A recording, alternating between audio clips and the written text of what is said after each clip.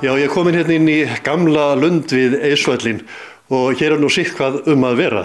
Hér er prjónlesa á borðum, sjáu til dæmis þessa sokka hvað þeir eru fallegir og skrautlegir. Það er nú tekið eftir manni ef maður fær að spranga í þessu hér, ganga og stræti.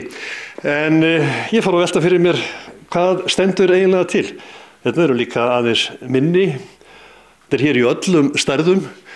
Lítur eitthvað að vera að vera og hér eru konur að sýsla við einhvers konar flík. Hvað er þetta eiginlega? Heitir þetta ekki hérna í ponsjó? Já, það getur vel verið. Ég held að þetta heitir ponsjó. Þetta er fallega líkt og skrautleg flík. Það er það, virkilega falleg og litrík. Hvað stendur til? Við erum að fara að halda basar núna á sunnudaginn, 8. desember, frá klukkan 2 til 5. Og það er líknarfélagið Alfa sem stendur að baki þessum basar. Og ekki eru þið búin að prjóna þetta allt saman?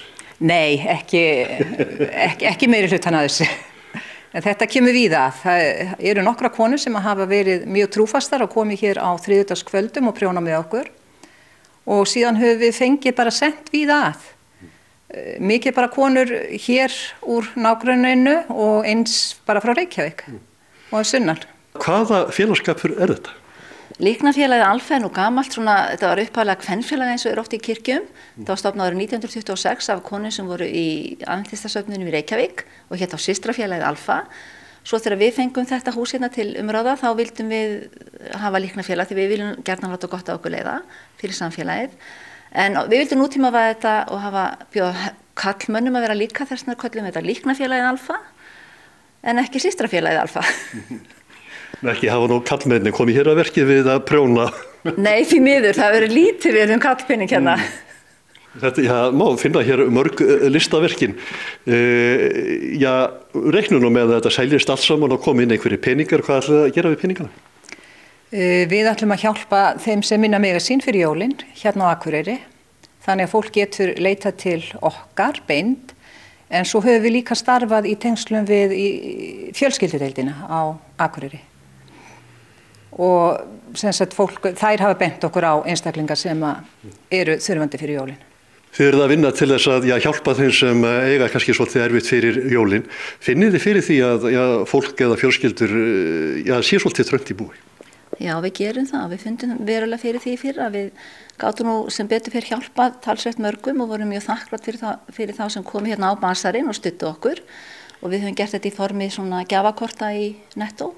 Þannig að fólk getur keypt eitthvað gott í matinn og jafnvel einhverja jólagjafir þar.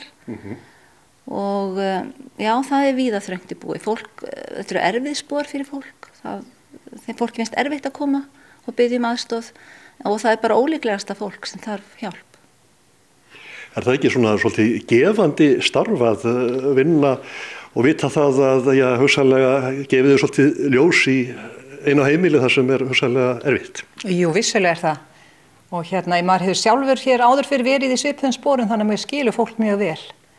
Og ég skil það líka vel að fólk eigi erfitt með að koma til okkar. Það hefur sitt stolt og svo framvegis en við tökum vel á móti fólki. Þannig að þeir sem vilja styðja ykkur þeir koma á basarinn á sunnudaginn hérna í gamla lundi við Eiðsvöllinn. Já, og verslar við okkur. Þá segi ég bara gangi ykkur vel og gleðileg jól. Já, þakka þér fyrir og sömuleiðis.